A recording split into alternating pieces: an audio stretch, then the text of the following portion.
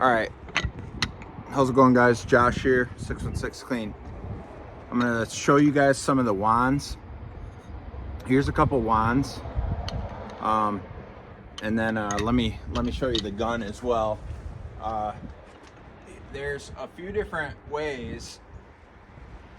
I think there's a lot of confusion. So here's the gun, and you can kind of see it as far as perspective goes.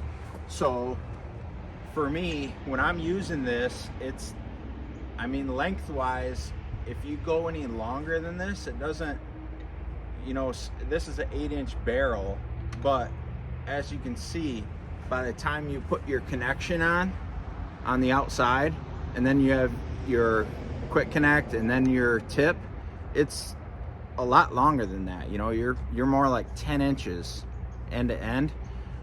And the reason why I went with this size is because I've used a 10-inch barrel and it gets too front heavy. I mean, it's not terrible, but there's no real advantage to it. There's only a little bit of disadvantage when it comes to weight. So, I mean, that's why I'm doing it.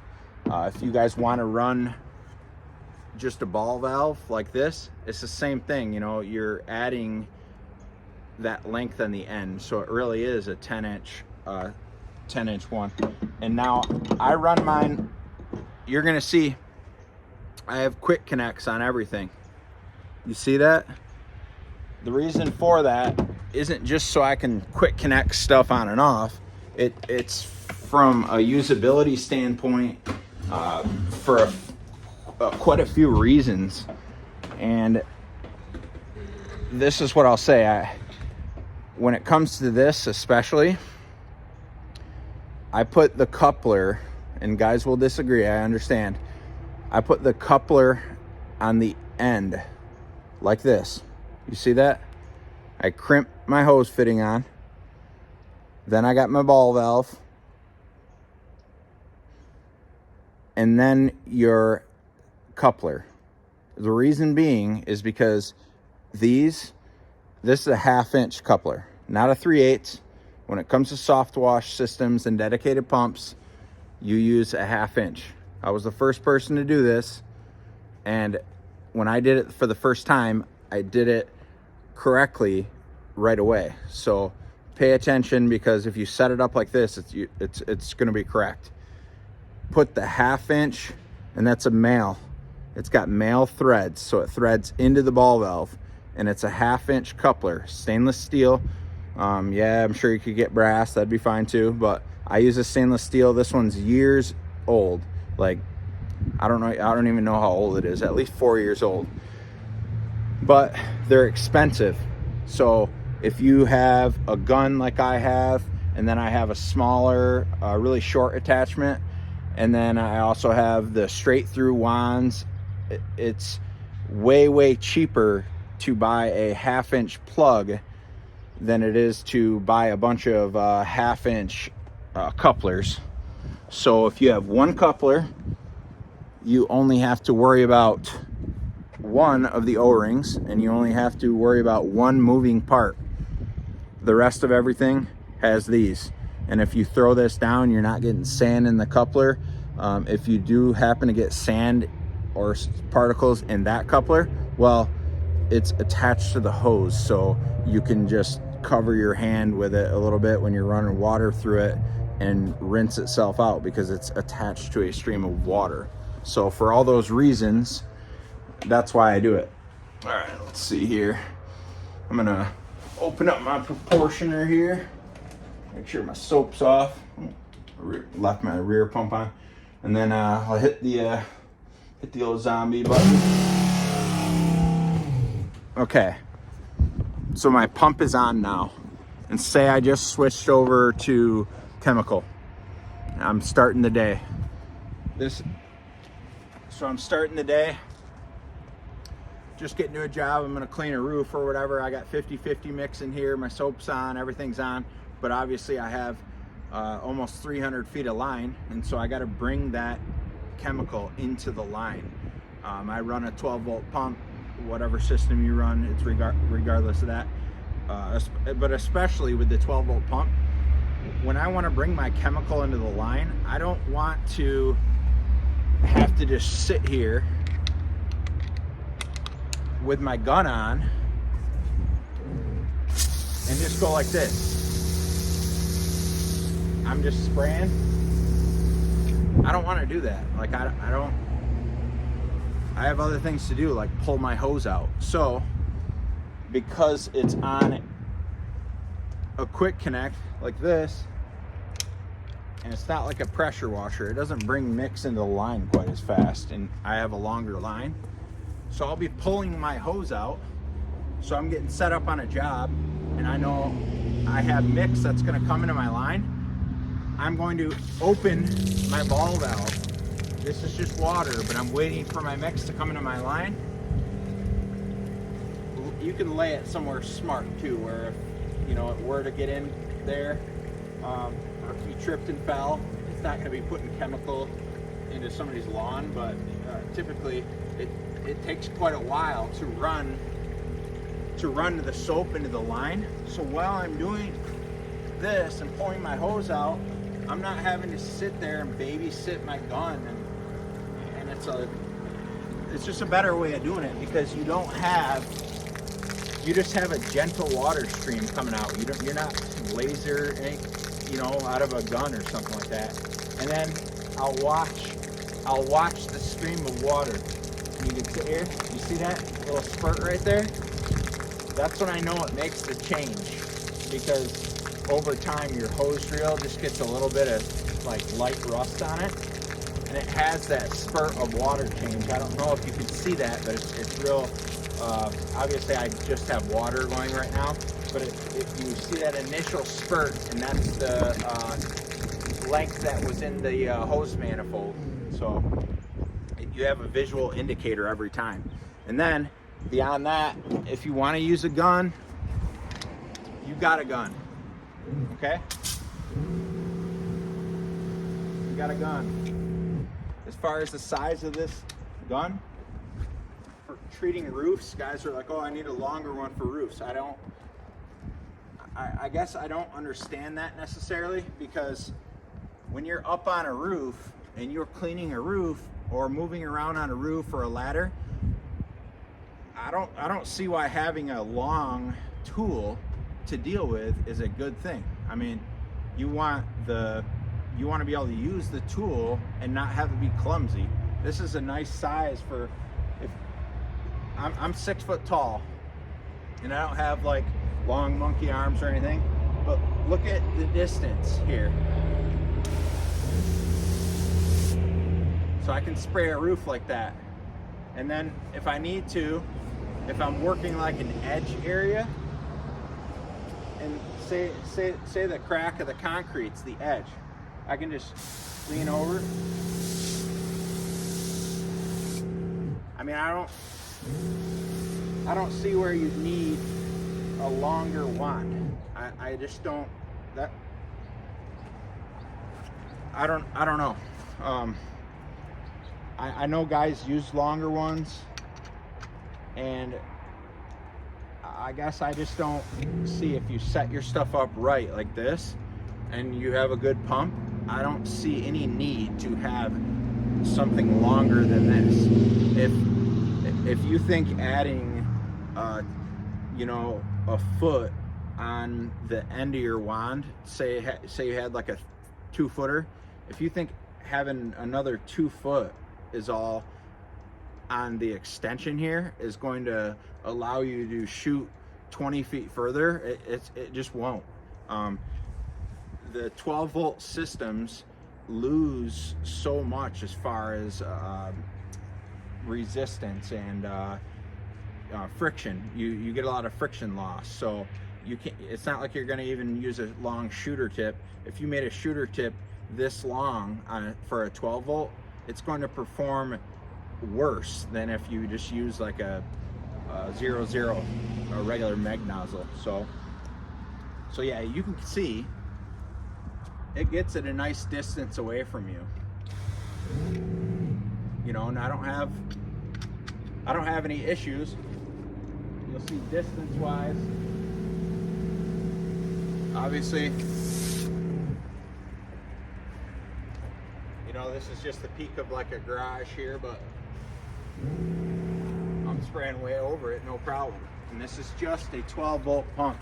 Keep that in mind. So, see here.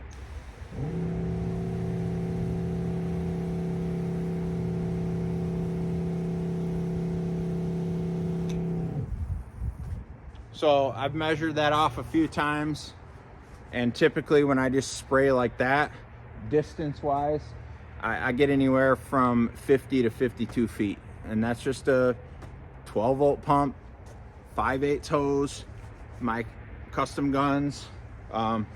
Now, for you ball valve guys, also what I'll say with this too, having the ball valve on here as well as the trigger gun gives you a double safety. So if you're going to lower your hose down or you're moving something around, whatever it might be, you can switch this ball valve off, so that way if you were to bump the trigger, you're not spraying yourself in the face or hitting the trigger and having it just unload into the lawn. So that's a nice part about it too. Now I'm gonna switch. I'll go to a straight through wand. I don't use the straight through very much. Usually I always typically use I'll use the gun. So all right, we'll go another 0-0 on here. Same J-rod. So now I'm gonna switch this guy in here, and see I'm running the quick connect on here, so that also gives you some more distance. So you see this, I mean, you could see lengthwise where I'm at with it.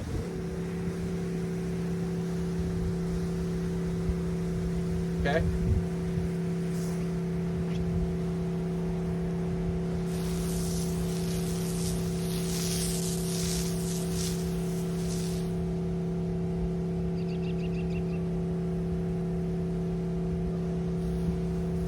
As far as using this for treating a roof, and you guys that do like to use the straight through ball valves, it might be a matter of, instead of carrying something around so clumsy and using, say you like to, however you like to spray, whatever, and you use a 25-degree tip, you can use a shorter attachment and not have to carry around something so long, and just change that, you know, keep the orifice the same, maybe go to a 15, and then you can be further away but still get that same pattern. Personally, I don't like to be super close to the surface that I'm spraying, because you get like the water deflection. You know, when you're super close to it, you get that backsplash of water. So, you know, you can see me spraying this.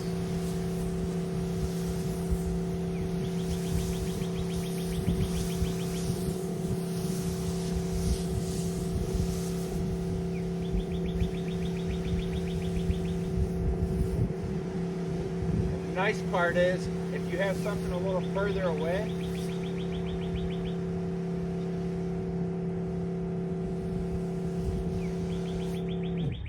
okay, there you go. And that, let's see, that's a 1530 if anybody's wondering. My J-Rod setup with a 7 gallon per minute, 100 PSI pump is a 1530. Let's see, they're a little rusty, guys. A 2530, it's gotta be. I can't even tell. I'm guessing it's a 1530. Yeah, 2530, and then a 2540, and then a 0040. Okay. So here's a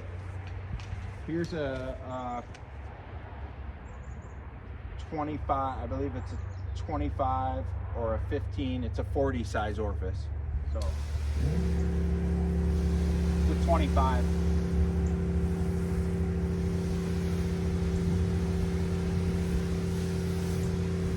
So my question is like,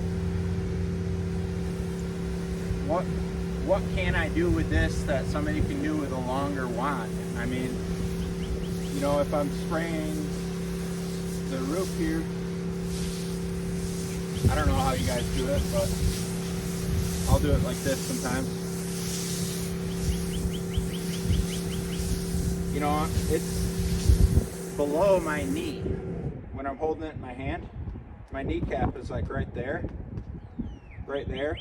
So your nozzle is below your knee.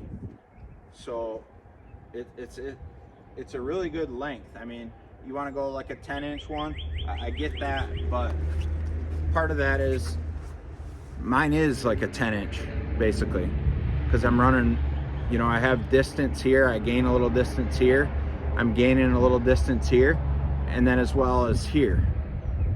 So this tube, if you screw this directly into your ball valve, this is like a 10-inch one. Okay, and now I'll go to the last, and one of maybe as far as your business goes from a longevity standpoint of your pumps, and maybe this is why I get so much time out of my 12-volt pumps. But I'm gonna wrap up my system, okay? I just, you know, switched over to rinse, and I applied what I had left in my line onto like the roof or whatever, you know. So I just now seen water. So I'm over here spraying. We got chemical. Okay, I just ran it all out of my line. But you want to rinse your pump a little bit extra? Great. Take your attachment off. Open your ball valve. Chuck it down on the ground. Have your attachment in your hand while you lay your hose out. So obviously I would probably go back to my rig with this or throw it in my pocket, whatever. But I'll lay my hose out while my pump is rinsing. So my pump's rinsing, and I don't have to sit there and like have a gun on there or whatever. So my pump's rinsing right now, and I can just allow that to rinse. It's rinsing. And then I can go back to my rig and start reeling up the hose until I get maybe just a little bit left. And then I kick my pump off. My ball valve is still open. And then I wrap the rest of my hose up and turn my ball valve off. Okay, I mean, that allows you to rinse your pump more without having to screw around with all this other stuff, and so it makes use of your it doubles the use of your time. I mean, I don't know how guys do it when they have a gun on there. I guess it just doesn't make sense to me. I don't know if guys, I assume guys just stand there with the trigger, which to me, what a waste of time. And I could see myself under rinsing my system. You know, I could see, let me turn the pump off. I could see myself under rinsing the metering system, under rinsing my pump, my hoses, all that stuff. It seems like a bad deal to me, not having the ball valve on there for all the reasons I said. So, you know, whether you want to run the ball valve or not, regardless, I want to show people so they can make sense of when they see my setups, and you see these quick connects and you see these carbon fiber wands. You know, this is how I set them up. These are the reasons why. And I kind of dissected the reasons why I do it the way I do. Because yeah, I don't know. Like I said, when it comes to the couplers and the plugs and the guys, so many people put the plug on the end of the ball valve, and I guess, I mean, they may have their reasoning. I don't know what it is, I guess, but to me, it just doesn't make sense when you really break it all down. Like, it's more, There's more moving parts. You have more cost. It's not attached to its water source, so it's not as easy to rinse out. Bunch of reasons, I guess, for me. So there you go.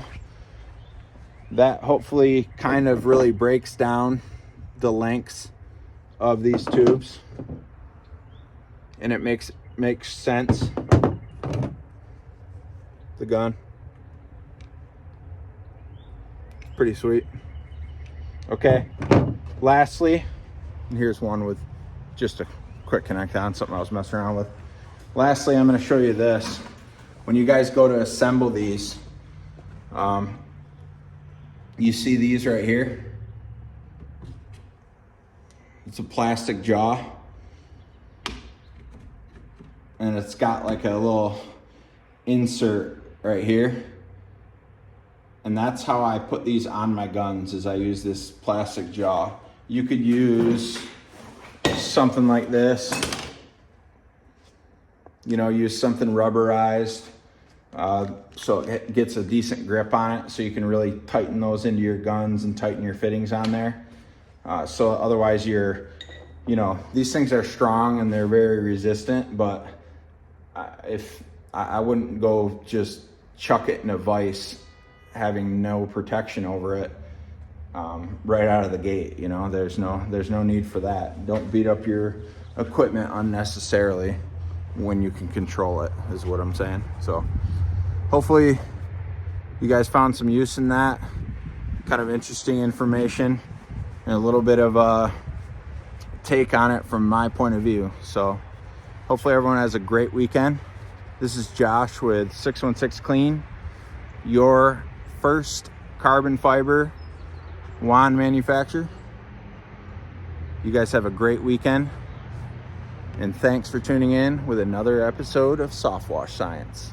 We'll see you soon.